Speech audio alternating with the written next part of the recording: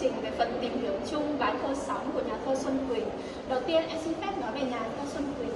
Nhà thơ Xuân Quỳnh sinh năm 1942, mất năm 1988, là nhà thơ tiêu biểu của thế hệ trẻ thời kháng chiến chống đế quốc Mỹ. Phong cách sáng tác của bà thường hồn nhiên, đằm thắm, chân thành, chứa đựng, trắc ẩn, âu lo về tình yêu, hạnh phúc đời thường.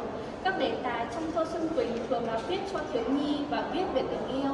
Tiếp theo em xin nói về tác phẩm bài thơ Sóng. Bài thơ Sóng được sáng tác vào năm 1967, đó là những năm kháng chiến chống đế quốc Mỹ và tay sai. Bài thơ đã thể hiện rõ nỗi khát khao của người con gái trong tình yêu.